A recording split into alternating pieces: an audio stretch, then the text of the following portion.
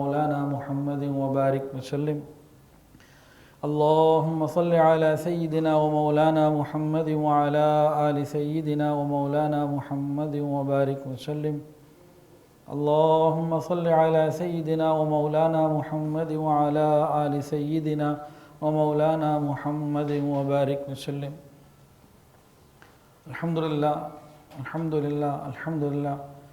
آج پھر ہم نبی کریم صلی اللہ علیہ وسلم کے مبارک ذکر کے لیے جمع ہوئے ہیں۔ یہ بہت مبارک مجالس ہیں، اس کی قدر و قیمت ہمیں مرنے کے بعد ہی معلوم ہوگی، اور جو پابندی سے توجہ کے ساتھ طلب صادق کے ساتھ بیٹھے گا انشاءاللہ اپنی زندگیوں میں تبدیلی بھی محسوس کرے گا، من جانب اللہ کی رحمت آئے گی۔ کوئی بھی بات سننی ہو قرآن و حدیث کی، اس کے لیے اصول کیا ہوتا ہے؟ قرآن میں اللہ نے بتایا ان فی ذلک لذکری لمن کان لہ قلب او القی السمع وہو شہید۔ یہ تین اصول ہیں کوئی بھی قرآن و حدیث کی بات کو سننے کے، یہ قرآن میں اللہ نے بیان فرمائے۔ کوئی بھی خیر کی نصیحت کی بات سننے کے تین اصول، ان فی ذلک لذکری لمن کان لہ قلب، اس کے اندر دل ہو، سل نہ ہو۔ اگر سل ہوگا تو کوئی فائدہ نہیں، دل ہوگا تو فائدہ ہوگا۔ پہلی بات ان فی ذلک لذکری لمن کان لہ قلب او القی السمع، حاضر باش بھی ہو، سر سے لے کے پاؤں تک وہ کان بن کے سنیں، توجہ کے ساتھ سنیں۔ اس موبائل کو تو بند ہی کر دیا کریں، 1 گھنٹے کے لیے نبی کی محبت میں موبائل بند کر دینا کوئی برا تو نہیں ہے۔ حاضر باش ہو، توجہ کے ساتھ سن رہا ہو۔ ان فی ذلک لذکری لمن کان لہ قلب او القی السمع وہو شہید، وہ وہاں موجود بھی ہو، فزیکلی یہاں بیٹھا ہوا ہے، دل دماغ کہیں اور گیا ہوا ہے، تو ایسے فائدہ نہیں ہوتا۔ تو 3 باتیں ہیں کہ قلب یعنی طلب صادق ہو، توجہ کے ساتھ سنے اور موجود بھی ہو، پھر فائدہ ہوگا انشاءاللہ، اللہ خیر کریں گے۔ اب اس کی تیاریوں میں کیا ہے؟ پہلے جو دونوں بیان کیے تھے الحمدللہ بلا مبالغہ دونوں کے لیے میں نے اندازاً 8-10 گھنٹے ایک بیان کے لیے مطالعہ کیا، پھر دوسرے کے لیے بھی تقریباً اتنا کیا۔ اس ہفتے مجھے وقت ہی نہیں ملا۔ بدھ کو آپ لوگ بیان سن کے گئے ہیں، اور آج PSL کی وجہ سے اور بارش کی وجہ سے حاضری کم ہے۔ تو کیا ہوا، جمعرات کو میں چلا گیا ملتان، وہاں سے جناب جلال پور پیر والا اتوار کی صبح آیا ہوں، پھر اتوار کو 2 بیان ہوئے، پھر پیر والے دن میں نے سوچا چلو مطالعہ کرتے ہیں، تو پیر والے دن کراچی سے آئے تھے ادارہ معارف القرآن والے مولانا قاری عبدالوحید صاحب، ان کا مسابقہ تھا، میں وہاں گیا، پھر وہاں سے مجھے آنا ہوا، والد اور والدہ دونوں بیمار تھے، کچھ مسئلہ تھا، ڈاکٹر کے یہاں جانا تھا، تو ڈاکٹر کے یہاں چلے گئے، تو دن اس طرح گزر گیا۔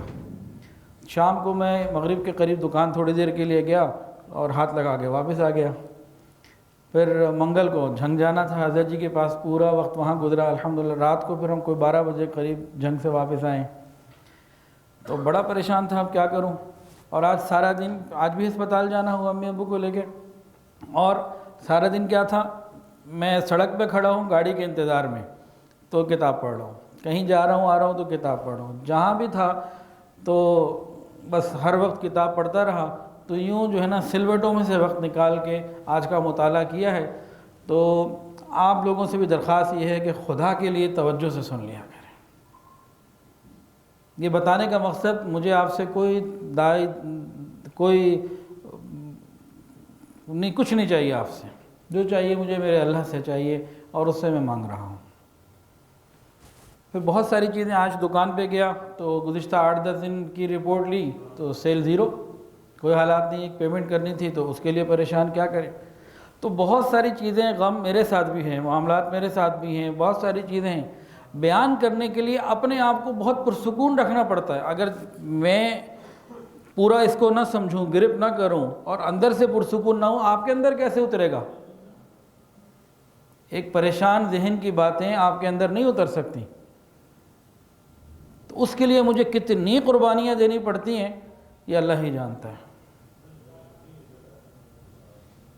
یہ اللہ ہی کے علم میں ہے، اور اللہ نے عزت بھی بڑی دی ہے الحمدللہ الحمدللہ۔ یہ وہ عزت اللہ نے دی جو پیسے سے نہیں ملتی۔ تو ان ساری باتوں کا مقصد یہ ہے کہ بھئی توجہ کے ساتھ سننے کی کوشش کیا کریں، ورنہ فائدہ رہ جائے گا۔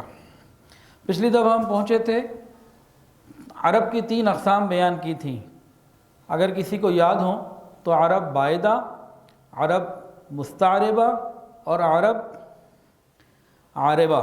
بائدہ، عاربہ، مستعربہ، 3 قسم کے یہ عرب تھے۔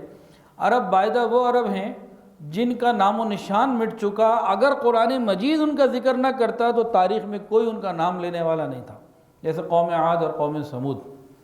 دوسری تھی عرب عاربہ۔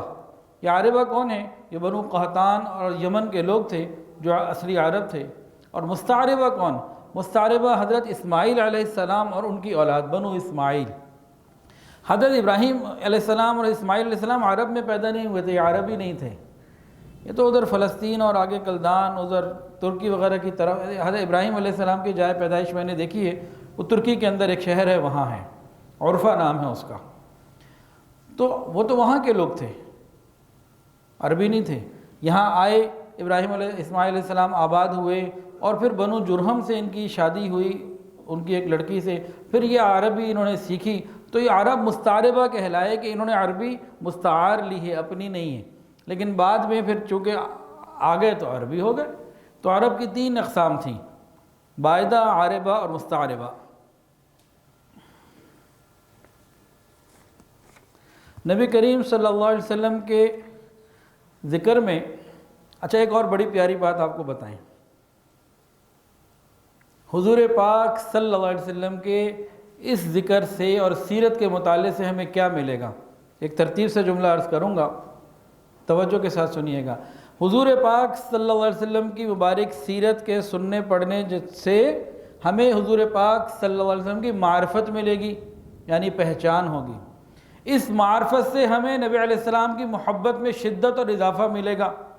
یہ محبت قیامت کے دن رسول اللہ صلی اللہ علیہ وسلم کی شفاعت کا ذریعہ بنے گی، اور یہ شفاعت نبی علیہ السلام کی جنت میں معیت کی بنیاد بنے گی۔ یہ ترتیب سمجھ میں آ گئی؟ میں ایک دفعہ پھر بتا دیتا ہوں۔ یہاں آنے جانے سے، پابندی سے، خود بھی آئیں اوروں کو بھی لے کر آئیں۔ نبی علیہ السلام کا جہاں تذکرہ ہو، اللہ کی رحمتیں برستی ہیں۔ حضور پاک صلی اللہ علیہ وسلم کی سیرت کو جان لینے سے نبی علیہ السلام کی پہچان پیدا ہوگی۔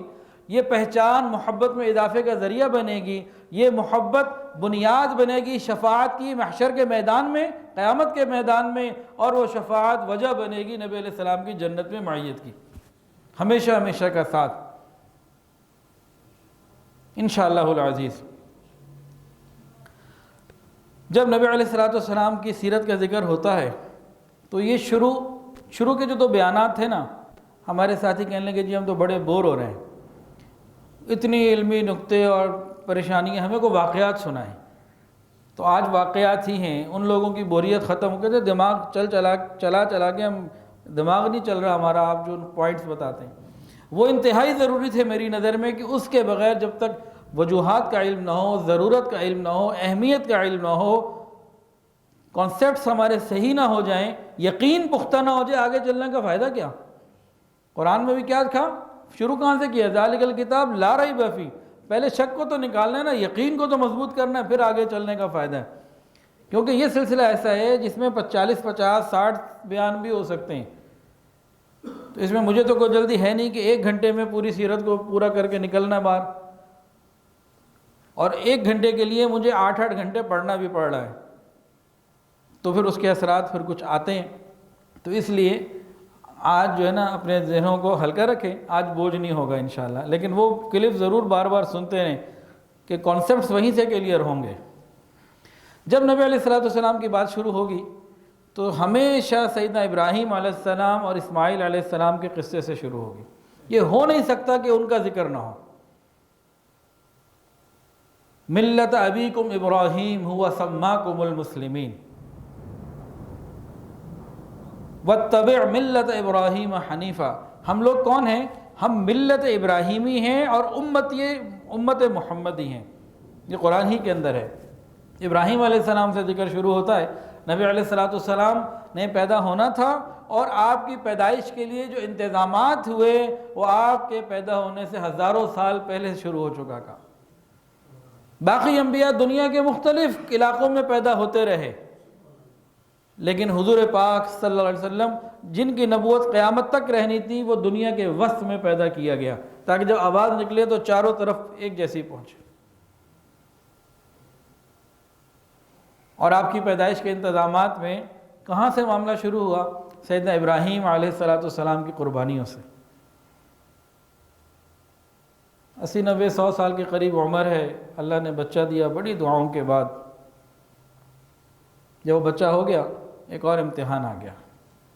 فرمایا ابراہیم اپنی بیوی اور بچے کو میرے گھر کے قریب چھوڑا۔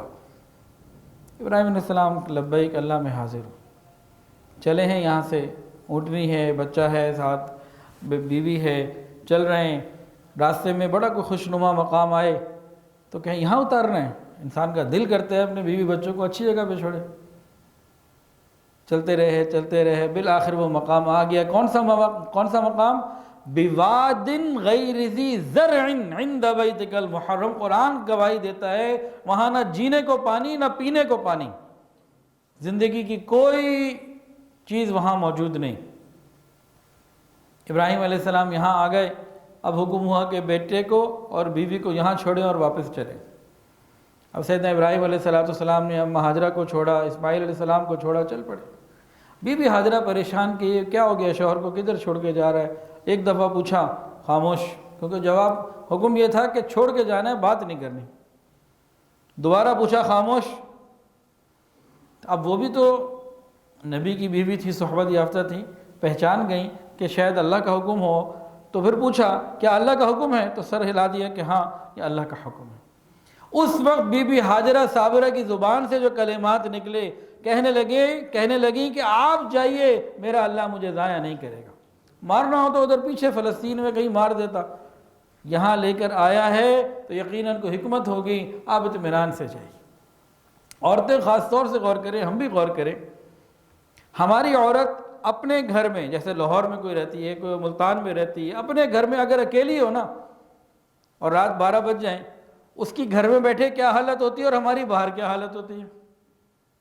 حالانکہ وہ کسی ویرانے میں نہیں، آبادی کے اندر چاروں طرف محلہ ہے، کچھ رشتہ دار بھی ہو سکتے ہیں، ملنے والے بھی ہو سکتے ہیں، اور ساتھ چھت بھی ہے، کھانے کے لیے گھر میں کچن فریج میں کچھ چیزیں بھی پڑی ہوئی ہیں، اور دوسری ضروریات زندگی بھی موجود، لیکن وہ عورت اکیلی گھر میں اپنے آپ کو پریشان محسوس کرتی ہے اور خطرے میں محسوس کرتی ہے۔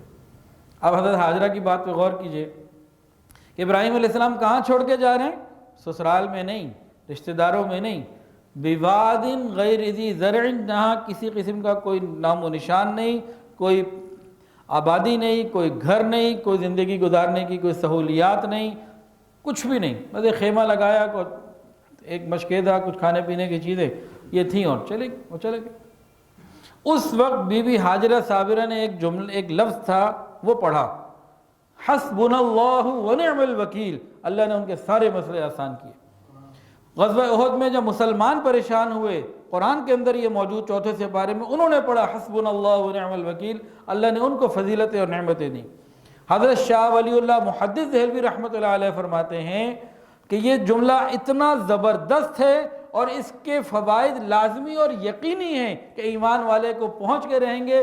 بی بی ہاجرہ نے پڑھا، ان کو فائدہ ہوا، صحابہ نے پڑھا، ان کو فائدہ ہوا، امت میں جس نے پڑھا اس کو فائدہ ہوا۔ اگر آج کوئی یہ کہے کہ میں حسبنا اللہ ونعم الوکیل کثرت سے پڑھتا یا پڑھتی ہوں اور مجھے فائدہ نہیں، فرماتے ہیں اس کے ایمان میں شک ہے۔ یعنی کہ یہ ہو نہیں سکتا کہ بندہ یقین کے ساتھ، کثرت کے ساتھ یہ پڑھے اور اس کو فائدہ نہ ہو۔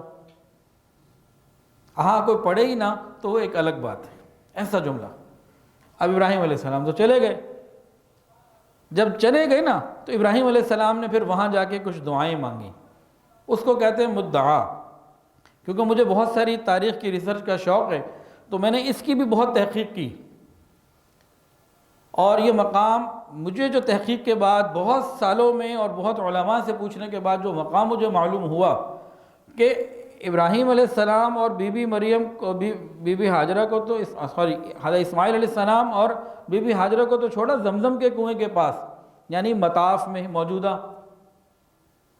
اب یہ بھی وہاں سے نکلے، بچوں سے تو بات کرنے کا منع تھا، لیکن دعا مانگنے کا تو منع نہ تھا۔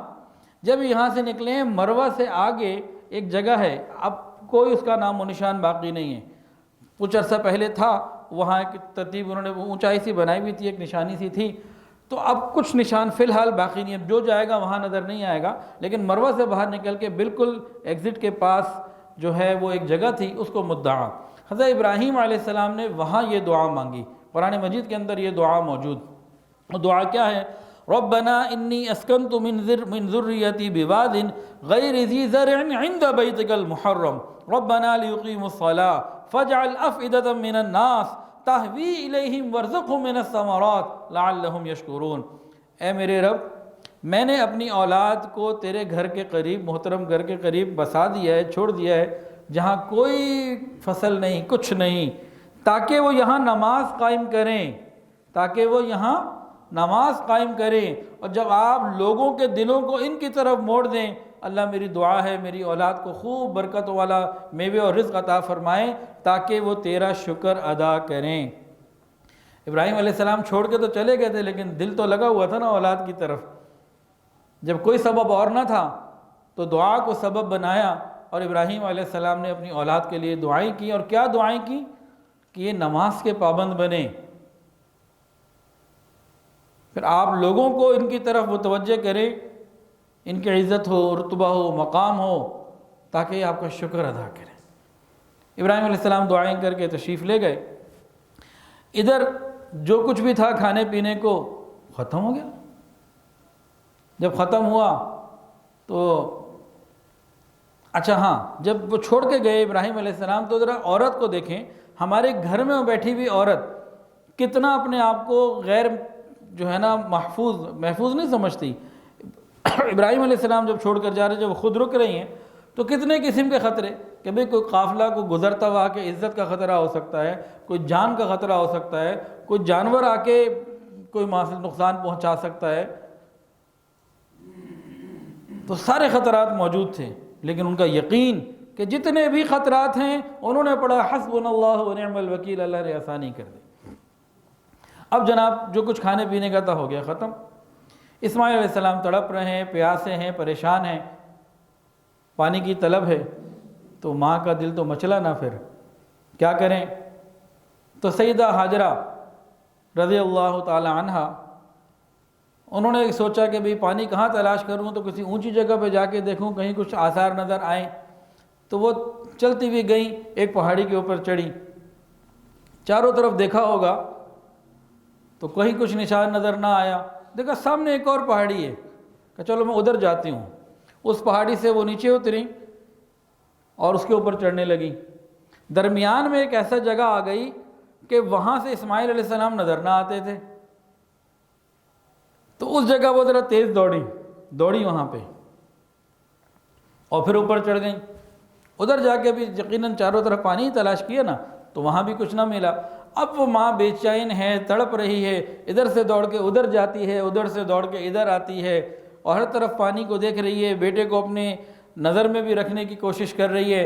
دونوں پہاڑیوں کے درمیان جو نشیب آ جاتا ہے، وہاں جب بیٹا آنکھوں سے اوجھل ہوتا ہے تو تھوڑا تیز ہو جاتی ہیں، دوڑنے لگتی ہیں، تو تڑپتی ہوئی ماں کی نکلی جو دعائیں ہوں گی اللہ نے کیسے قبول کی ہوں گی، کہ ابھی وہ انہوں نے چند چکر 7 چکر لگائے تھے، پھر اتنے میں دیکھا کہ بیٹے کے پاؤں کی طرف سے پانی آ رہا ہے، کچھ آواز بھی آئی ہوگی کچھ پانی کی۔ اب وہ آئیں تو حضرت اسماعیل علیہ السلام کے قدموں کے نیچے سے وہاں سے اللہ رب العزت نے آب زمزم جاری کر دیا۔ ان کی ایڑی کے رگڑنے کی روایت بھی موجود، حضرت جبرائیل علیہ السلام کے پر مارنے کی بھی روایت موجود۔ خلاصہ یہ ہے کہ سیدنا ابراہیم علیہ السلام کی اولاد کے لیے، اسماعیل علیہ السلام بی بی ہاجرہ کے لیے اللہ نے آب زمزم کا کنواں جاری کر دیا۔ زمزم اس کا مطلب رک جا۔ ماں کی تڑپ ایسی تھی، اللہ نے تو کھول دیا تھا، وہ پھیلتا چلا جا رہا تھا، ماں نے ہی کہا رک جا تو رکا، ماں نہ کہتی تو یہ بڑھتا ہی رہتا، تو اس کی ظاہری حدود تو طے ہو گئی، وہ تو انہوں نے طے کر دی روک کے، نہ روکتی وہ پھیل رہا تھا، اللہ نے تڑپ کو ایسا قبول کیا تھا۔ پھر وہ آب زمزم کا کیا بنا، غور کیجئے۔ ایک ماں کو اپنے بیٹے کے لیے ضرورت تھی اور اپنے لیے ضرورت تھی۔ اگر ایک مشکیزے میں پانی آ جاتا تو ہم کہتے کہ دعا قبول ہوئی کہ نہیں ہوئی؟ کیا کہتے ہیں ہم؟ ہو گئی نا، ہم یہی کہتے ہیں۔ اچھا اگر وہ جو کنواں ہے وہ ان دونوں ماں بیٹے کی زندگی تک چلتا رہتا، جتنی بھی ان کی زندگی تھی، تو ہم کیا کہتے؟ تب بھی دعا بہت قبول ہو گئی۔ لیکن مانگنے والی نے صرف اپنے ایک بچے کے لیے اپنے لیے پانی مانگا، 2 افراد کے لیے، دینے والے نے اتنا دیا کہ قیامت تک کے لوگ پیتے چلے جائیں گے انشاءاللہ۔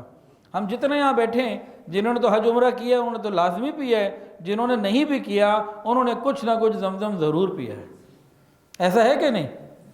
تقریباً لوگوں نے پیا ہوگا۔ ایک بچے کے لیے پانی چاہیے تھا، اس کو دیکھیے قدردانی، مانگنے والے کی مانگ ہمیشہ چھوڑی اور دینے والے کی عطا اور دین ہمیشہ زیادہ ہوا کرتی۔ یہ اللہ رب العزت کا فیضان اور کرم ہوا کرتا ہے، جب بھی بندہ مانگتا ہے اللہ زیادہ عطا فرماتے ہیں، اللہ اتنا نہیں دیتے۔ اب کیا ہوا؟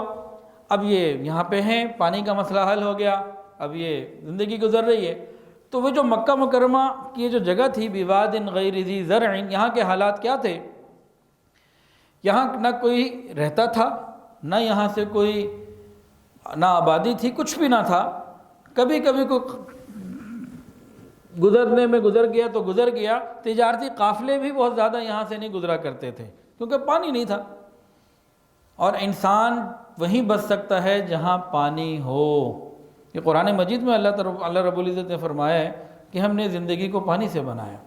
وَجَعَلْنَا مِنَ الْمَاءِ كُلَّ شَيْءٍ حَيٍّ، ہر چیز کی زندگی، ہر چیز کی حیات جو ہے نا یہ پانی سے۔ آج کی اس موسٹ سائنٹیفک ورلڈ کے اندر دنیا مریخ پہ جانا چاہتی ہے، تو انہوں نے کیا اندازہ لگایا کہ بھئی مریخ، بیٹا سلام ابھی نہ کیا کرو، بیان چل رہا ہے، بیٹھ جاؤ۔ انہوں نے کہا وہاں مریخ میں کوئی آبادی ہے کہ نہیں، کچھ لوگ رہتے ہیں کہ نہیں؟ انہوں نے کہا دیکھو اگر وہاں پانی ہے یا ہم وہاں جا کے بچ سکتے ہیں کہ نہیں؟ کہ بھئی پانی ہے تو ٹھیک ہے، پانی نہیں ہے تو کچھ نہیں ہے۔ تو وہاں پانی تو تھا نہیں۔ اللہ کی شان، جہاں پانی ہونا پھر پرندے آ جاتے ہیں۔ تو کچھ وہاں پرندے آئے، تو ایک قبیلہ تھا ادھر بنو جرہم، وہ لوگ وہاں سے گزرتے رہتے تھے، خانہ بدوش قسم کے لوگ تھے، ان کے ریوڑ تھے، جانور تھے، تو اس طرح کی زندگی تھی ان کی، کوئی خاص ایسا مسکن نہیں تھا۔ انہوں نے دیکھا دور سے کہ یہ پرندے نظر آ رہے ہیں، اور پرندے بھی وہ جو صرف پانی پر آئیں، تو حیران ہوئے کہ یا اللہ یہ ماجرا کیا ہوا، یہ پرندے کدھر سے آ گئے؟ تو ان لوگوں نے تحقیق کے لیے اپنے ایک فرد کو بھیجا کہ بھئی جاؤ اور دیکھ کر آؤ وہاں ہوا کیا، کیا یہ معاملہ ہے، کیا تبدیلی آ گئی۔ وہ شخص آیا تو اس کو زمزم کا کنواں نظر آیا، اور دیکھا ایک خیمہ لگا ہوا ہے، ایک خاتون ہے، ایک چھوٹا سا بچہ ہے۔ سلام دعا کی، بات چیت کی، حال احوال دیکھے تو واپس چلا گیا، اور جا کے اپنے قبیلے والوں کو اطلاع کی، جناب ادھر تو کنواں ہے، اور میں نے دیکھا ایک ماں بیٹا وہاں آباد ہیں، تو پانی کی تو وہاں بڑی ضرورت ہوتی تھی، ادھر پانی کوئی نہیں تھا۔ انہوں نے کہا چلو پھر ہم بھی چلتے ہیں۔ وہ لوگ آئے اور آ کے اماں ہاجرہ سے پوچھا ہم یہاں چاہتے ہیں کہ آپ یہاں ٹھہریں اور ادھر ہم رہائش اختیار کر لیں، تو کیا آپ ہمیں اجازت دیں گی ہم یہاں رہیں اور اس کا پانی کو استعمال کریں، یہاں آباد ہو جائیں؟ اب بی بی ہاجرہ تو یہ چاہتی تھی کہ یہ جگہ آباد ہو، اصل تو یہ اللہ کی طرف سے تھا نا کہ اپنے محبوب کے آنے سے پہلے محبوب کی ولادت گاہ کو تیار کیا جا رہا ہے، اس شہر کو جہاں نبی علیہ السلام نے پیدا ہونا تھا اس کی تیاریاں چل رہی ہیں، اصل تو یہ اوپر سے چل رہا ہے سارا۔ تو اسی کے اندر ان کی اپنی خواہش تھی کہ یہ آباد ہو، وہ تو چاہتی تھیں۔ اب انہوں نے کہا ہم بھی یہاں رہنا چاہتے ہیں، کہا جی ہاں بالکل ٹھیک ہے، آپ آئیے رہیے، لیکن بی بی ہاجرہ کی سمجھداری کو غور کیجئے۔ انہوں نے کیا فرمایا بتائیں؟ انہوں نے کہا یہ کنواں میرا اور میرے بیٹے کا ہوگا، یہ کنواں میرا ہوگا اور میرے بیٹے کا ہوگا، میری اولادوں کا ہوگا، کنویں کی ملکیت میں تمہارا کوئی حق نہیں، پانی جتنا چاہو استعمال کرو۔ کیسی خوبصورت ڈیل انہوں نے کی، اور بنو جرہم نے اس ڈیل کو جو ہے نا وہ قبول کیا اور آ کر آباد ہو گئے۔ تو اس طریقے سے اللہ تعالیٰ نے اپنے محبوب کے شہر کو آباد کرنا شروع کیا کہ پہلے حضرت اسماعیل علیہ السلام اور بی بی ہاجرہ کو لایا گیا، اور اس کے بعد جو ہے وہ بنو جرہم کو آباد کیا گیا۔ پھر بنو جرہم میں ہی بعد میں حضرت اسماعیل علیہ السلام کا نکاح ہوا اور پھر ان کی اولاد عرب مستعربہ بنے، جو آپ کو پچھلا بھی بتایا اور ابھی بھی بتایا۔ اچھا، ابراہیم علیہ السلام آتے جاتے تھے ملنے، کبھی کبھی چکر لگاتے تھے اور اپنی اہلیہ سے اور اپنے بیٹے سے ملاقات کر کے جاتے تھے۔ تو ایک سلسلہ ان کا تھا۔ ایک مرتبہ کیا ہوا کہ سیدنا ابراہیم علیہ السلام آئے، جس وقت اسماعیل علیہ السلام دوڑنے کے قابل ہو چکے، بڑھاپے کی اولاد، خوب مانگی ہوئی اولاد جب وہ اس قابل ہو جائے تو باپ کے دل میں کیا ہوتا ہے کہ یہ میرے بڑھاپے کا سہارا بنے گا، میرے لیے ایک لاٹھی بنے گا، میرے لیے آسانی بنے گا۔ اور کیا انسان کے اندر، فطرت کے اندر کیا تمنائیں ہوتی ہیں، اس قسم کی تمنائیں بطور بشر ہر نبی کے اندر تھی تو ان کے اندر بھی تھی۔ اب ہوا کیا، ایک اور حکم آ گیا۔ وہ کیا حکم تھا؟ فَلَمَّا بَلَغَ مَعَهُ السَّعْيَ قَالَ يَا بُنَيَّ إِنِّي أَرَىٰ فِي الْمَنَامِ أَنِّي أَذْبَحُكَ فَانظُرْ مَاذَا تَرَىٰ۔ ابراہیم علیہ السلام نے خواب دیکھا، بیٹے کو ذبح کر رہے ہیں، اگلے دن اونٹ ذبح کر دیے، پھر خواب دیکھا بیٹا، پھر اونٹ کیے، 3 مرتبہ جب خواب دیکھ لیا نا کہ بیٹے کو ذبح کر رہے ہیں، ان کا یہ بیٹے ہی کو کرنا ہے۔ اب اپنے تیاری کر لی، ساری پوری پلاننگ کر لی اور اپنے آپ کو تیار کر لیا کہ جو اللہ کا حکم بس میں اس کے لیے تیار۔ یہ جو حج عمرہ ہمارے اوپر لازم ہے نا، حج خاص طور سے مال والوں پہ فرض ہے، کیوں؟ ملت ابراہیمی کو مزاج ابراہیمی سے روشناس کرانا ہے۔ جتنے حج عمرہ کرنے والے ہیں یہ ہم سب ملت ابراہیمی ہیں، میں مزاج ابراہیمی، اس گھرانے کے مزاج کو اپنانا ہے۔ اب اسماعیل علیہ السلام اور ابراہیم علیہ السلام نے ٹھان لی کہ مجھے تو اب بیٹے کو کرنا ہے ذبح۔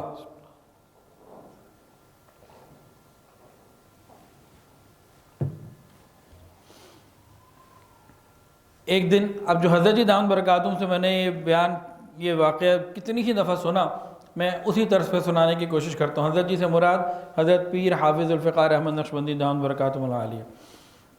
اپنی بیوی کو کہا، ہاجرہ کو، اسماعیل کو تیار کرو، بڑے کی ملاقات کے لیے جانا ہے۔ انہوں نے تیار کر دیا، جیسے کو تیل لگانا، نہلانا دھلانا، تیار کرنا، باپ کے ساتھ بیٹے کو روانہ کر دیا۔ ادھر شیطان بھی تو تھا، ہے نا، بدبخت، اس کو یہ بات سمجھنا آئی کہ یہ کیا ہونے لگا۔ وہ آیا بی بی ہاجرہ کے پاس۔ یہ مزاج ابراہیمی سنیے، اس گھرانے کا مزاج سمجھیے جس کے لیے حج عمرہ کا بتائے گا۔ آؤ اور میرے ان پیاروں کو دیکھو۔ آیا کہ ابراہیم اسماعیل کو کہاں لے کے جا رہے ہیں؟ بڑے کی ملاقات۔ وہ کوئی بڑے کی ملاقات نہیں، آج باپ نے بیٹے کو ذبح کرنا ہے۔ وہ ایک بوڑھے انسان کے روپ میں آیا تھا۔ بی بی ہاجرہ نے فرمایا، تیری مت ماری گئی ہے؟ کوئی باپ بھی اپنے بیٹے کو ذبح کرتا ہے؟ تو آگے سے اس بوڑھے نے کہا، جو شیطان تھا، کہ اللہ کا حکم یہ ہے۔ تو جیسے ہی بی بی ہاجرہ نے سنا، اچھا اللہ کا حکم ہے، میں خود بھی ذبح ہونے کے لیے تیار، میں خود بھی جان دینے کے لیے تیار۔ دال نہ گلی نا۔ اب اسماعیل علیہ السلام کے راستے میں آ گیا، کدھر جا رہے ہو؟ بھائی ابو کے ساتھ جا رہا ہوں، کسی سے ملنے جانا ہے، کوئی ملاقات کوئی نہیں، آج تو آپ کو ذبح کیا جائے گا۔ تیرا دماغ خراب ہو گیا ہے، کوئی باپ بیٹے کو ذبح کرتا ہے؟ کہا نہیں، اللہ کا حکم یہ ہے۔ اچھا اللہ کا حکم یہ ہے تو میں جان دینے کے لیے تیار۔ یہاں بھی داؤ نہ چلا۔ اب یہ منی کی طرف جا رہے ہیں، حرم سے مکہ کی طرف سے نکل کے، تو جہاں آج جمرات بنے ہوئے نا، کنکریاں مارتے ہیں، تو وہیں کی اس سے پہلے، تینوں جمرات سے پہلے مکہ سے منی جاتے ہوئے شیطان آ کے ملا۔ کہاں جا رہے ہو؟ بچے کو ذبح کرنا ہے۔ کیا کر رہے ہو؟ بدنام ہو جاؤ گے۔ کیا نہیں معلوم کہ قابیل نے حابیل کو قتل کیا تھا؟ آج تک لوگ اس کو برا جانتے ہیں اور برا سا بلا کہتے ہیں، اور بدنام ہو گیا۔ اگر تم نے بھی یہ کام کیا، تم بھی بدنام ہو جاؤ گے۔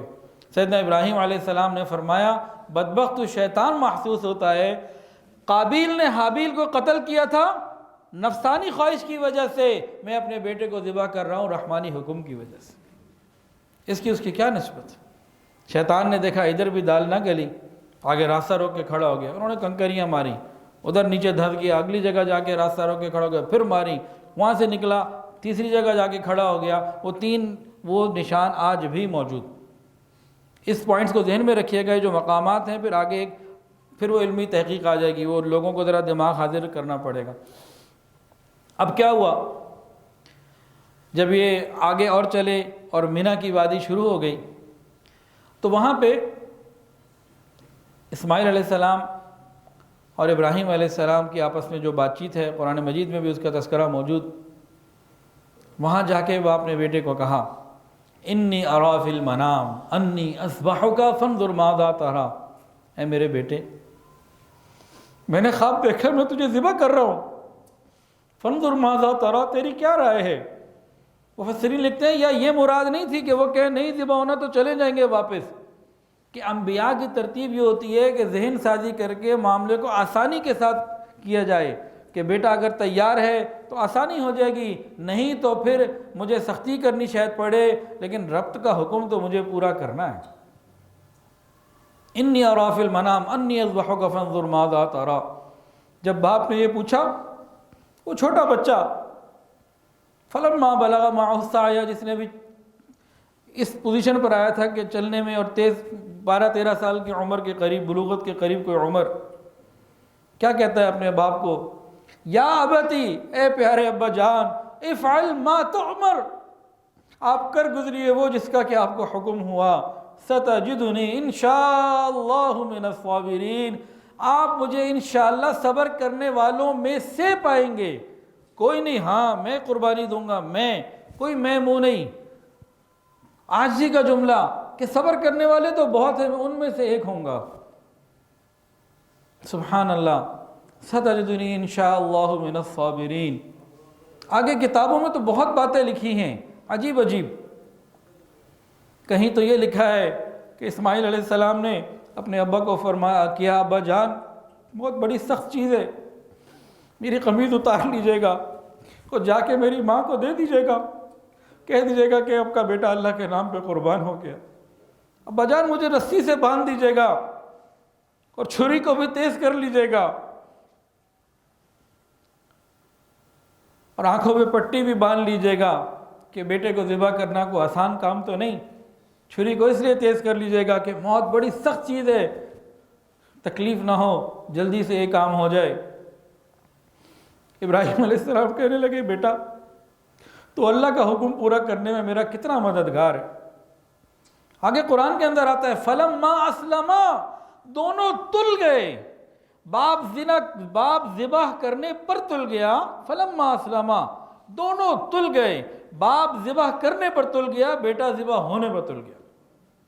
فلما اسلما وتلہ للجبین، جب لٹا دیا ابراہیم علیہ السلام چھری پھیر رہے ہیں، آسمان کے فرشتے حیران پریشان ہیں آج دنیا میں کیا ہو رہا ہے۔ ادھر سے ایک آواز آئی وَنَادَيْنَاهُ أَيْ يَا إِبْرَاهِيمُ، اللہ تعالیٰ نے ابراہیم علیہ السلام کو ندا کی، قَدْ صَدَّقْتَ الرُّؤْيَا، ابراہیم تم نے خواب کو سچ کر دکھایا۔ خواب کیا تھا؟ وہ ذبح کرتے ہوئے دیکھ رہے تھے، ذبح کر نہیں چکے تھے۔ اللہ قربانی مانگتے ہیں لیتے نہیں ہیں۔ قَدْ صَدَّقْتَ الرُّؤْيَا إِنَّا كَذَلِكَ نَجْزِي الْمُحْسِنِينَ إِنَّ هَذَا لَهُوَ الْبَلَاءُ الْمُبِينُ۔ امتحان میں بچے کہتے ہیں پیپر بڑا مشکل تھا، پیپر بڑا مشکل تھا، مزہ تو تب ہے جب امتحان لینے والا کہے کہ پیپر بڑا مشکل تھا۔ اللہ رب العزت فرما رہے ہیں ان هذا لهو البلاء المبین، بہت مشکل پیپر تھا یہ، ان هذا لهو البلاء المبین وفدیناہ بذبح عظیم۔ اللہ تعالیٰ نے جبرائیل علیہ السلام کے ذریعے جنت کا ایک مینڈا بھیجا، جبرائیل علیہ السلام آئے جلدی سے، ان کو بھی بڑی جلدی تھی، یہ جو ہم پڑھتے ہیں نا اللہ اکبر لا الہ الا اللہ واللہ اکبر وللہ الحمد، یہ بھی اسی موقع پہ ہوا۔ جبرائیل علیہ السلام جلدی سے نیچے آ رہے تھے، انہوں نے آواز لگائی اللہ اکبر، وہ آواز فرشتوں نے سنی، انہوں نے کہا، ابراہیم علیہ السلام نے بھی اللہ کا ذکر کیا، اسماعیل علیہ السلام نے بھی ذکر کیا، یہ پورا اس ترتیب سے آیا، اور اسماعیل علیہ السلام کو نیچے سے نکال کر مینڈا رکھ دیا گیا، اور جب چھری چلا رہے تھے چھری چلتی نہیں تھی، تیز کرتے تھے کہ چلتی کیوں نہیں۔ آج کہتے ہیں جی مرضی کس کی پوری ہونی ہے؟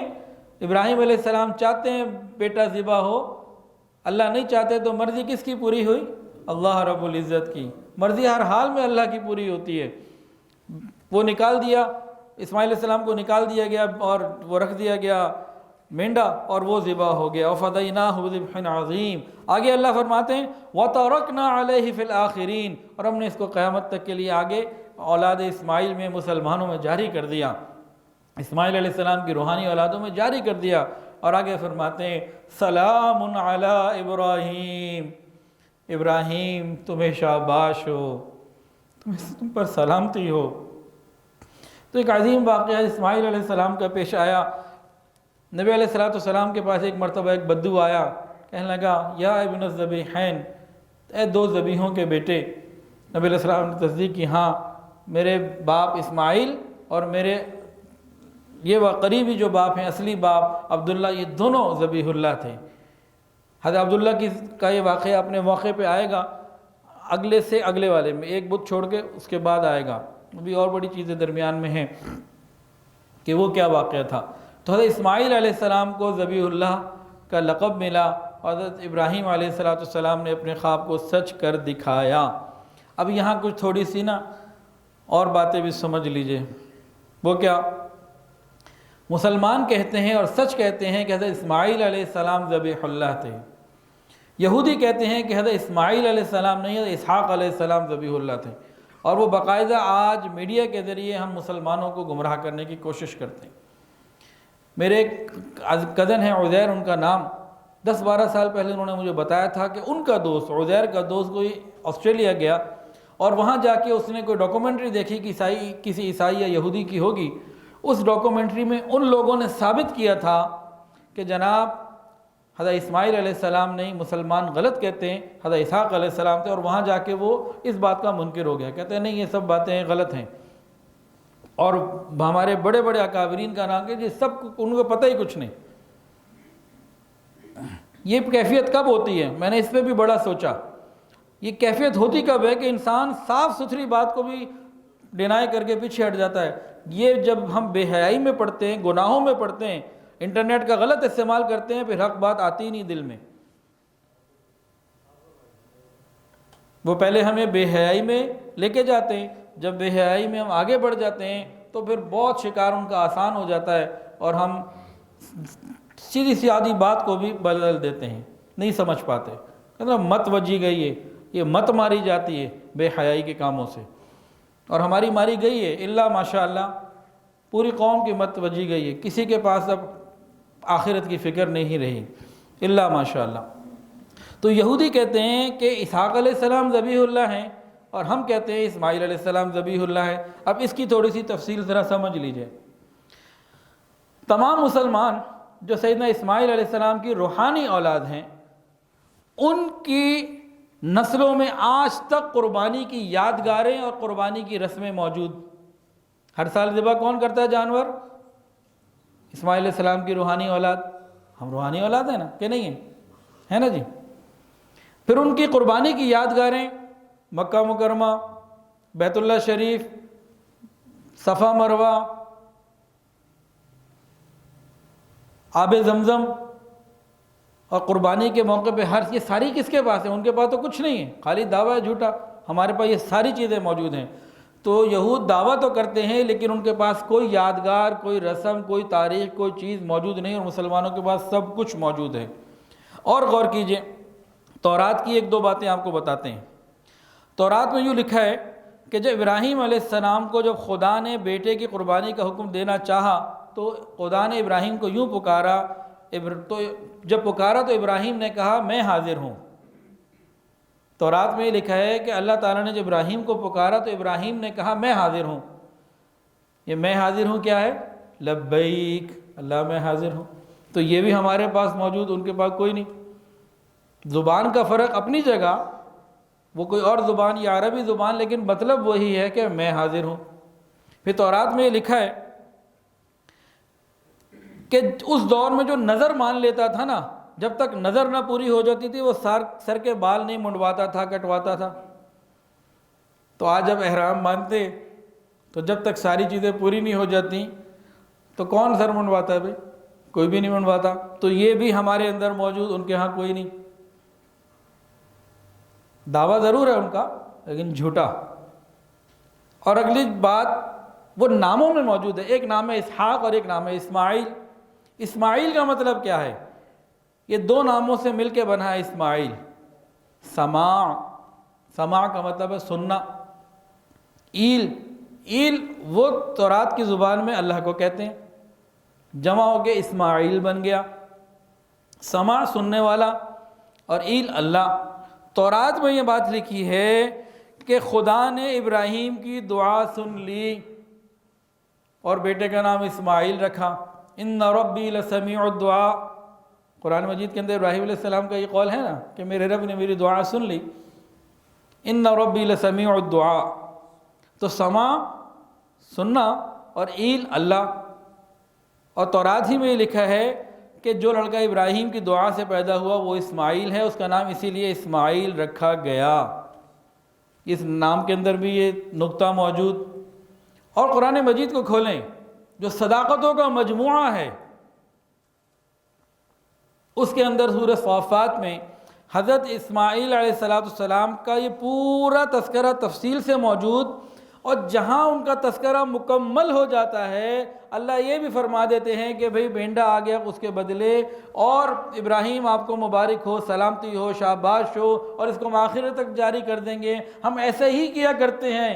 یہ سارا کچھ کرنے کے بعد اب آگے فرماتے ہیں اللہ وَبَشَّرْنَاهُ بِإِسْحَاقَ نَبِيًّا مِنَ الصَّالِحِينَ، اب آپ کو بشارت دی جاتی ہے اسحاق علیہ السلام کی۔ گویا مسلمانوں کے مطابق تو اسحاق علیہ السلام کی پیدائش بعد میں ہے، یہ واقعہ ان کی پیدائش سے بھی پہلے کا ہے۔ اب یہ باتیں پتہ نہیں آپ کو بور لگتی ہیں کہ اچھی لگتی ہیں، مجھے تو سنانی ضروری ہیں، اس سے بہت سارے کانسیپٹس کلیئر ہوں گے۔ بھئی ہماری اولادیں جن کے لیے ہمارے پاس کوئی وقت نہیں، انٹرنیٹ کے پیچھے بیٹھی ہوئی ہیں، جن کو تاریخ غلط توڑ مڑوڑ کے دکھائی جا رہی ہے، تو بھئی آپ کو پتہ ہوگا تو بچوں کو بٹھائیں گے۔ تو بہرحال اس طریقے سے پھر یہ معاملہ پورا ہوا، اور یہ قربانی کی تفصیل بھی سن لی اور دلائل بھی آ گئے دونوں کے۔ یہاں ایک پوائنٹ اور حضرت جی فرماتے ہیں، اگر ہم کسی مسلمان سے بائبل پڑھیں گے تو وہ مسلمان ہمیں بائبل سے اللہ تک پہنچا دے گا، اور اگر ہم کسی عیسائی سے قرآن مجید پڑھیں گے تو وہ قرآن مجید سے ہمیں عیسائیت پر لے آئے گا۔ اس سے بڑا فرق پڑتا ہے ہم کس سے پڑھ رہے ہیں، بہت فرق پڑتا ہے۔ آج ان تحریف شدہ تورات اور زبور اور انجیل میں کوئی مسلمان کے ہاتھ میں ہو، نہ عالم دین کے ہاتھ میں، تو وہ بتا دے گا یہ نسبت ادھر جا رہی ہے، یہ اتنی جا رہی ہے، ادھر نسبت جا رہی ہے۔ اور عیسائی وہ قرآن مجید سے ثابت کر دے گا کہ یہ جناب میرے پاس ایک کلپ آیا 6 منٹ کچھ سیکنڈ کا، انگلش میں تھا، اس میں ایک شخص نے دلائل دے کے کہا کہ عیسیٰ علیہ السلام اور عیسائیت ہی صحیح مذہب ہے، اور کہتا ہے کہ مجھے قرآن نے کہا کہ عیسائی ہو جاؤ اور میں قرآن کی دعوت پہ عیسائی ہوا۔ یہ بیان میں بہت دفعہ بتا چکا ہوں، یہ بات بیانات میں یہ چیز کئی دلائل تھے، ایک دیتا ہوں تاکہ وقت بھی ختم ہو رہا ہے، آگے بھی مضمون کچھ باقی ہے ابھی۔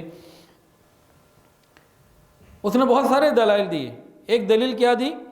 اس نے کہا قرآن مجید میں حضور پاک صلی اللہ علیہ وسلم کا نام محمد 4 مرتبہ آیا، حضرت عیسیٰ علیہ السلام کا نام بہت زیادہ آیا، 20-25 دفعہ آیا، تو جس کا نام زیادہ اس کی فضیلت زیادہ، اور جس کا نام کم اس کی فضیلت کم۔ لاجیکلی اس نے مطمئن کر دیا دونوں کو، لوگوں کو، لو جی بات ختم ہو گئی۔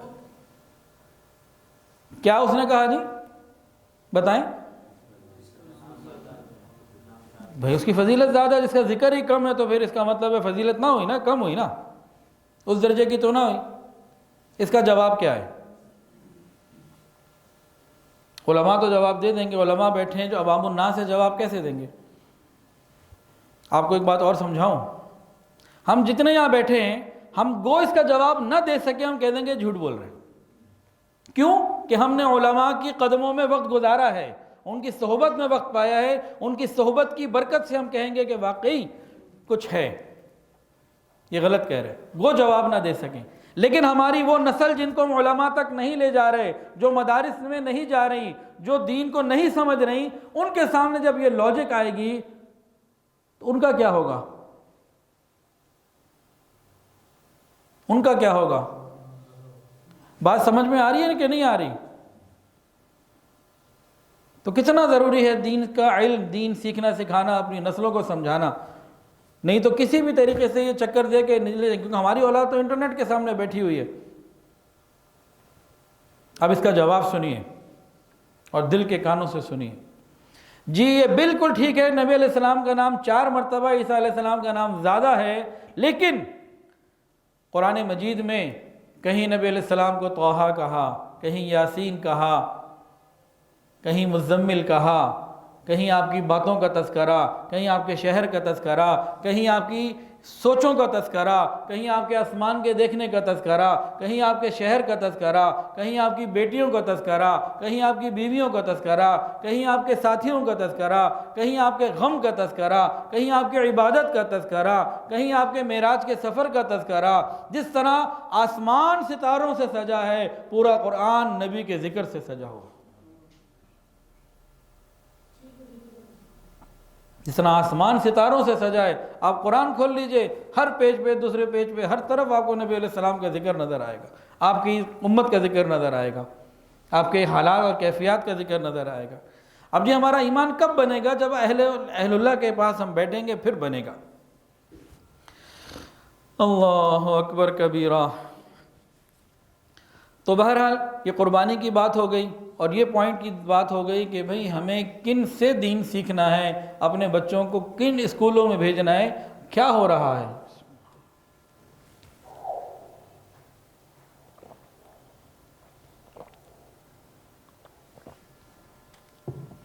اب ہم چلتے ہیں بیت اللہ شریف کی تعمیر کی طرف، لیکن 5-7 منٹ زیادہ ہو جائیں گے، اجازت ہے اس کی، یا پھر ابھی مکمل کر لیں، چھوڑ دیں؟ کیونکہ بات پوری ہوگی تو پھر ہم اٹھیں گے، ورنہ ادھوری بات نہیں. ٹھیک ہے جی، مکمل کر لیں جی، ٹھیک ہوگی، جزاک اللہ جی. تقریباً تاریخ سے یہ معلوم ہوتا ہے کہ سیدنا اسماعیل علیہ السلام کی عمر یہاں آئے ہوئے 30 سال ہو چکے تھے، اور زمزم کو بھی تقریباً 30 سال، 3 دہائیاں گزر چکی تھیں تقریباً. اب اس کے بارے میں صحیح معلوم نہیں، جو مورخین یہ لکھتے ہیں. ایک مرتبہ اسماعیل علیہ السلام بیٹھے ہوئے تھے اور ایک درخت کے نیچے اپنے تیر کچھ سیٹ کر رہے تھے، تیر بنا رہے تھے، آپ شکار کرتے تھے. تو اتنے میں ابراہیم علیہ السلام آ گئے. باغ کو دیکھتے ہی خوش ہوئے، خوب بڑھ کے آگے دل سینے سے لگا لیا. آج کل کے ماں باپ یا بچے جو ہے نا، بس 6 ہینڈ یا دور سے ہی کر لیتے ہیں. سینے سے لگنا، اس کی برکتیں کچھ اور ہیں. اب اسماعیل علیہ السلام کو ابراہیم علیہ السلام نے فرمایا کہ اللہ تعالیٰ نے مجھے ایک کام کا حکم دیا ہے. تو اسماعیل علیہ السلام نے عرض کیا، ابا جان جس کا حکم ہے کیجئے، اللہ کا حکم پورا کریں. تو باپ نے کہا، بیٹا کیا اللہ کے اس حکم کو پورا کرنے میں میری مدد کرو گے، تعاون کرو گے؟ کہ جی حاضر، بالکل کروں گا. تو انہوں نے کہا کہ اللہ تعالیٰ نے فرمایا ہے، حکم دیا ہے کہ میرا گھر بناؤ. ان اول بیت وضع للناس للذی ببکۃ مبارکا وہدی للعالمین فیہ آیات بینات مقام ابراہیم ومن دخلہ کان آمنا وللہ علی الناس حج البیت من استطاع الیہ سبیلا ومن کفر فإن اللہ غنی عن العالمین. تو ابراہیم علیہ السلام نے جب یہ کہا تو اسماعیل علیہ السلام جو ہیں اس کے لیے تیار ہو گئے. قرآن مجید کے اندر بھی اس کا ذکر ہے، اور اللہ تعالیٰ نے خود اس کو ذکر کیا. تو میں آپ کو پہلے واقعہ بتاتا ہوں، پھر مزید آیات پڑھوں گا، پھر اس میں سے کچھ نکات عرض کروں گا. وہ بہت توجہ کے ساتھ سننے والے ہیں نکات. ابراہیم علیہ السلام نے جب کہا بیٹا تیار، ہمیں یہاں کیا مانگنا چاہیے؟ اللہ ہماری اولادوں کو دین کے کاموں میں ہمارا معاون بنا دے.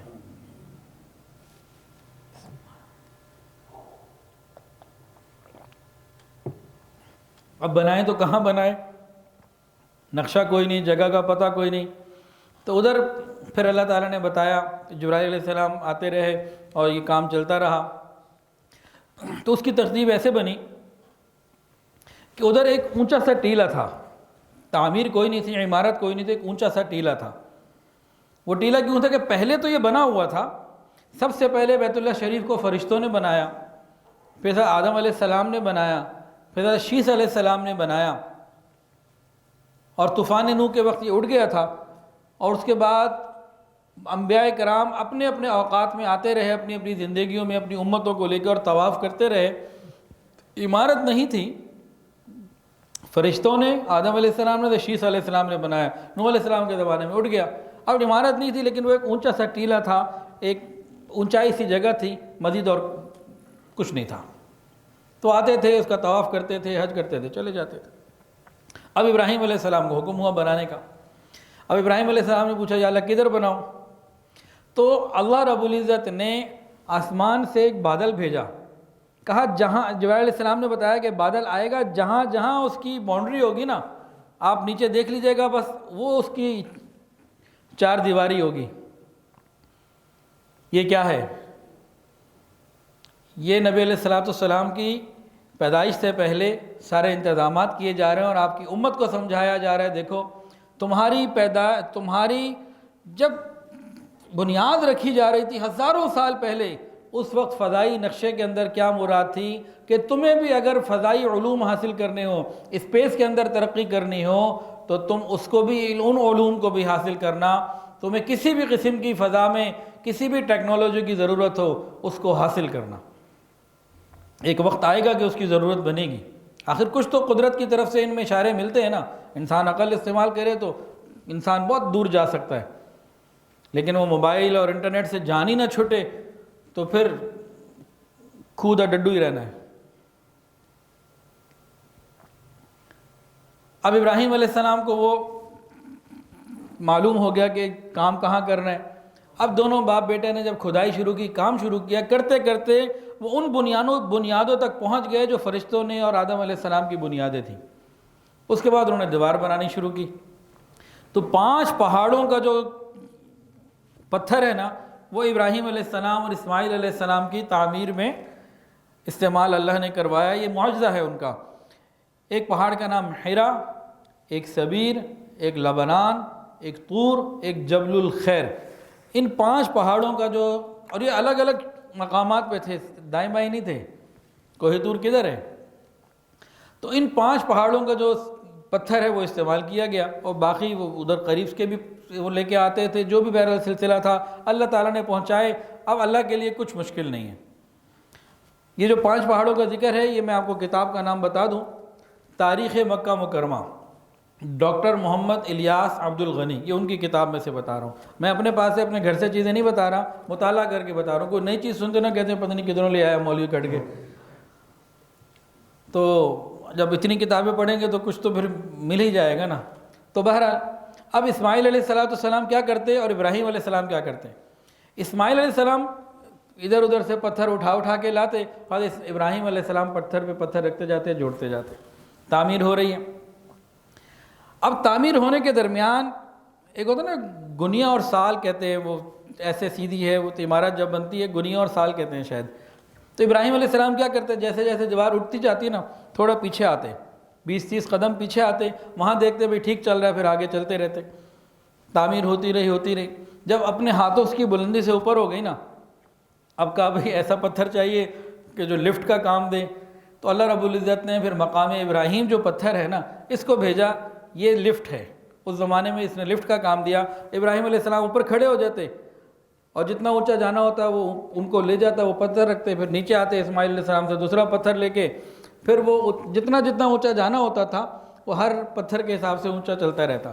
تو اس نے لفٹ کا کام دیا، اور یہ تعمیر جو ہے ان دونوں نے، باپ بیٹا نے مل کے مکمل کی۔ اور ابراہیم علیہ السلام بار بار پیچھے آتے اور اس کو دیکھتے۔ یہ پیچھے آنے کا تذکرہ میں بھی کرتا ہوں۔ ابراہیم علیہ السلام نے جب پورا مکمل کر لیا نا، تو یہ اس انداز کی اس کی تعمیر تھی کہ اس کی چھت نہیں تھی، دروازے 2 تھے، ایک آنے کا اور ایک جانے کا، اور نیچے تھا۔ ابھی جو ہے نا ترتیب بدلی ہوئی ہے، وہ اپنے موقع پہ ذکر آئے گا۔ اسماعیل علیہ السلام اور ابراہیم علیہ السلام نے جو بنایا تھا، یہ اوول بیزوی شیپ کا تھا۔ حتیم جو موجودہ پوزیشن ہے، پہلے ہم اس کو سمجھتے ہیں۔ اس وقت کیا ہے؟ حتیم باہر ہے، 4 کونوں کا وہ مربع بنا ہوا ہے، خانہ کعبہ، اور ایک طرف دروازہ ہے، اور وہ دروازہ زمین سے اونچا ہے۔ ابراہیم علیہ السلام نے، اور چھت ہے، اور ابراہیم علیہ السلام نے جب بنایا تھا تو دروازہ، یہی دروازہ نیچے زمین سے جڑا ہوا تھا اور اس کے بالکل سامنے ایک دروازہ اور تھا آنے جانے کا، اور چھت نہیں تھی اور اتنی ہائٹ بھی نہیں تھی، اس سے کچھ کم تھی۔ ابراہیم علیہ السلام نے بنا دیا۔ پھر جب بن گیا تو فرمایا کہ بھئی جہاں سے طواف شروع کرنا ہے اس کے لیے کوئی خاص پتھر لاؤ۔ تو حجر اسود تلاش سے ملا، یہ جنت سے آیا تھا، اس کا پہلے نام تھا حجر ابیض، سفید۔ حدیث کے مطابق آتا ہے کہ مسلمانوں کے، ہم لوگوں کے گناہوں نے اس کو کالا کر دیا، یہ چوس لیتا ہے، اب یہ ہو گیا اسود، کالا۔ تو اس کو وہاں پہ لگا دیا گیا جہاں آج لگا ہوا ہے، تاکہ طواف یہیں سے شروع کیا جائے، اس کونے پہ لگا دیا گیا۔ اچھا، جو مقام ابراہیم کا پتھر تھا آج بھی موجود ہے، اس کو رکھ دیا وہاں قریب، بالکل بیت اللہ کے دروازے کے ساتھ، لیکن آج یہ بیت اللہ سے کوئی 20-30 میٹر دور ہے، 20-30 فٹ دور ہے، میٹر نہیں، مطاف میں ہی پیچھے ہے خاصا۔ اس کی کیا عجیب اس کے اندر نسبت ہے، غور کیجئے۔ نبی علیہ السلام کے زمانے تک تو یہ قریب تھا، پھر جب مطاف بڑھا، لوگوں کا ہجوم ہوا تو اس کو ذرا دور کر دیا گیا، جہاں آج ہے وہاں رکھ دیا صحابہ کرام نے یہاں رکھ دیا۔ اب طواف ہو رہا ہے، یہ جو یہاں رکھا گیا یہ کون سی جگہ ہے؟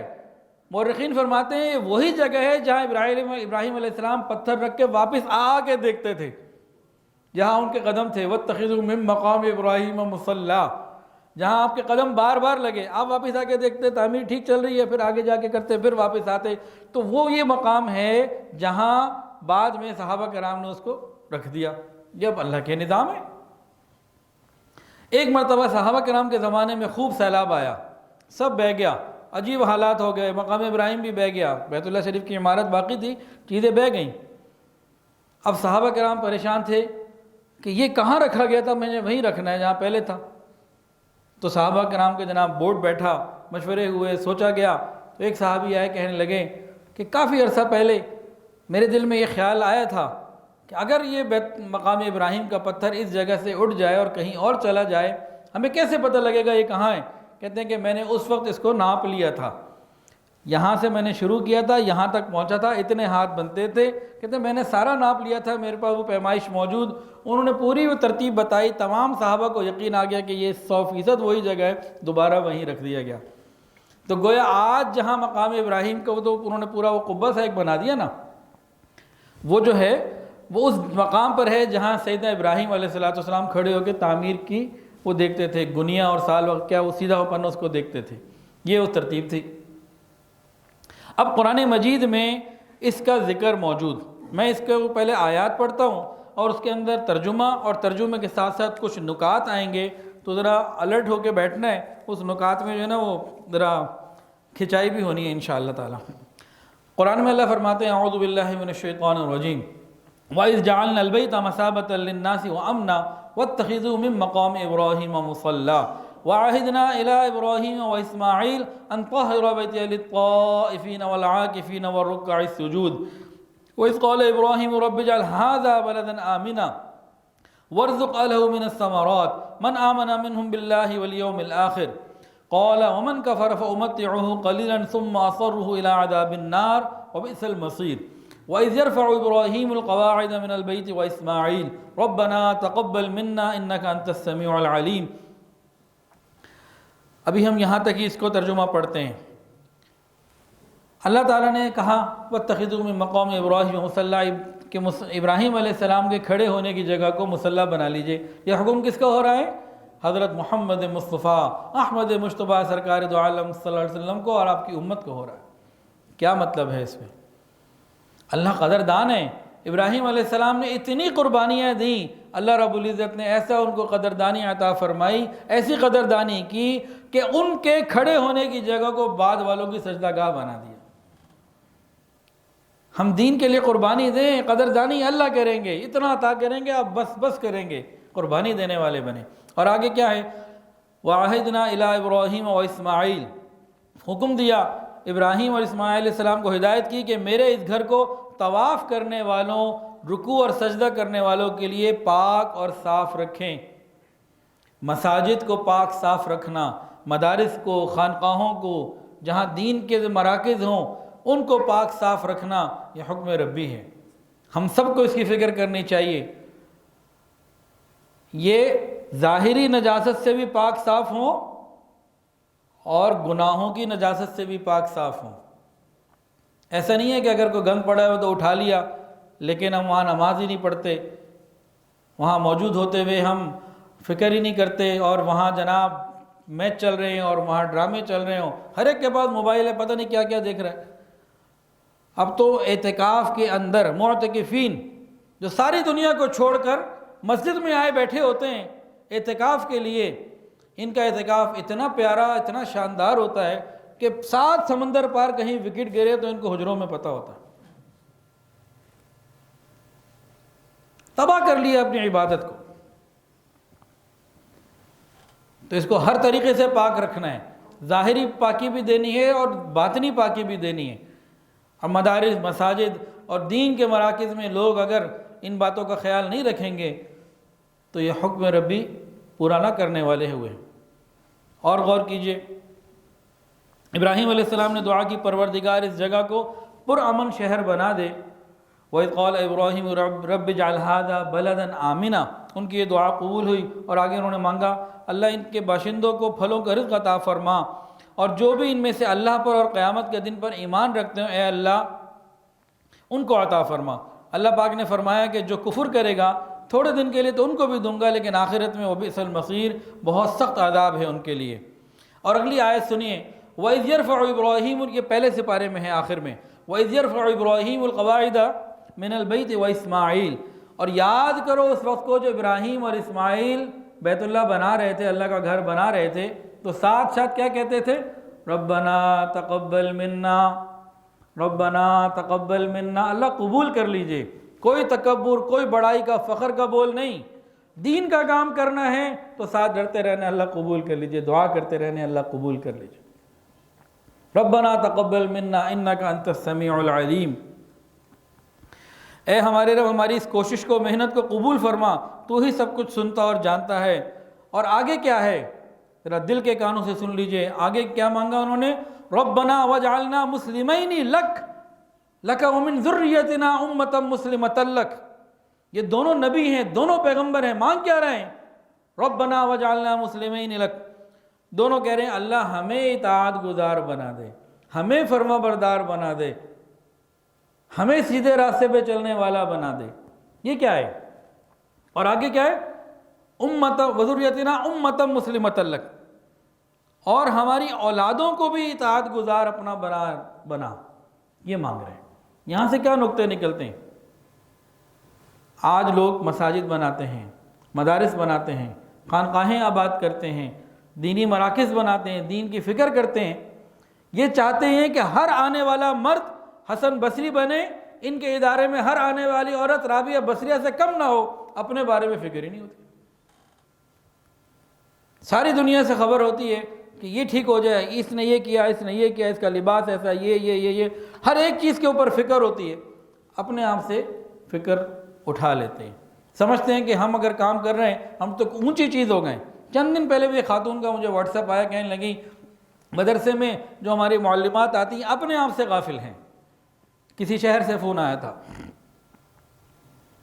وہ سمجھتی ہیں ہم اوپر آ گئی ہیں تو بس اب ہم تو پہنچی بھی سرکار ہو گئی۔ اسی طرح مردوں کا بھی یہی حال۔ تو جو یہ چاہیں کہ ان کے ادارے ترقی کریں تو انہیں اپنی فکر کرنی پڑے گی، نہیں تو آگے فیض جاری نہیں ہوگا۔ جو پانی دریاؤں میں ہوتا ہے نہروں میں وہی جاتا ہے۔ جو ادارے کے لوگ ہیں وہی نیکی تقوی نہ کریں، آگے تقوی پہنچ جائے، یہ بڑا مشکل کام ہے۔ ربنا وجعلنا مسلمین لک، آگے کیا ہے جی؟ ومن ذریتنا امتا مسلمتا لک، وہ صرف اپنی فکر نہ کرے، اپنی آگے نسلوں کو بھی فکر کرے، دونوں طرح کی نسلیں، روحانی اولاد بھی، جسمانی اولاد بھی۔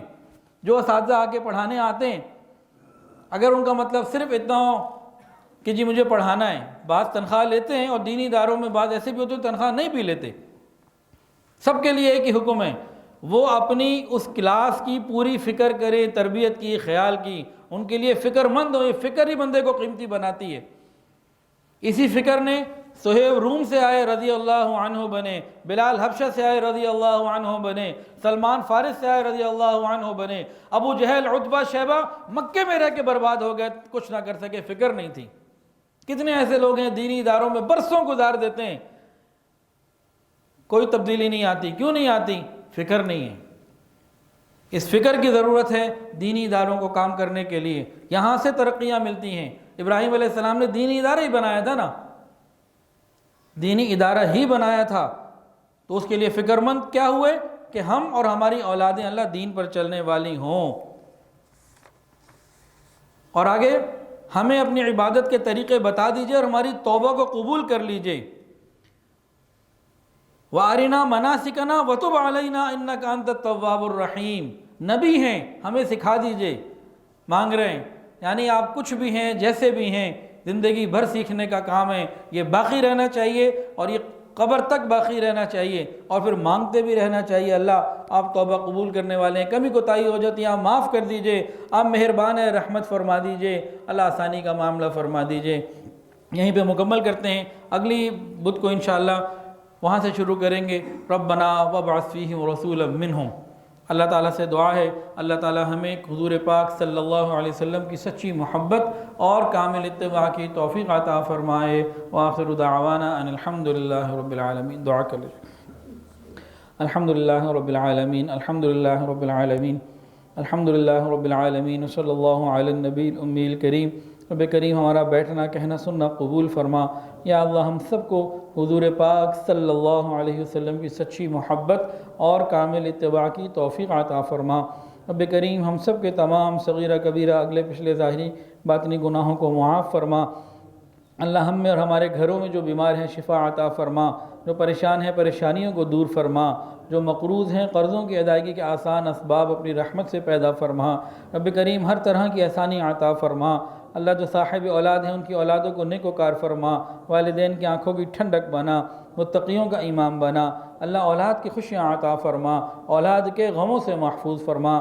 رب کریم جن گھروں میں جوان بچے بچیاں موجود ہیں قدردان رشتے عطا فرما، والدین کے لیے فرائض نبھانے آسان فرما۔ رب کریم ہماری دعاؤں کو قبول فرما۔ یا اللہ پوری امت پریشان ہے، اللہ امت کی پریشانیوں کو دور فرما۔ یا الہ العالمین ہم سب کو تمام قسم کی بیماریوں سے، وبائی امراض سے اور ہر قسم کی پریشانیوں سے محفوظ فرما۔ یا الہ العالمین بہت سارے لوگوں نے دعاؤں کے لیے کہا اور جو کہنا چاہتے تھے نہیں کہہ پائے، اور وہ لوگ جن کا حق ہے کہ ان کے لیے دعائیں کرتے رہا کریں، رب کریم سب کے لیے خیر کے فیصلے فرما۔ وصلی اللہ تعالی علی خیر خلقہ سیدنا و مولانا محمد وعلی آلہ واصحابہ واہل بیت اجمعین، آمین یا رب العالمین، آمین برحمتک یا ارحم الراحمین۔ ویڈیو کے نیچے سبسکرائب کے بٹن پہ کلک کریں، بیل کے آئیکن پہ کلک کیجئے تاکہ ہر نئی ویڈیو کی نوٹیفیکیشن آپ کو مل جائے۔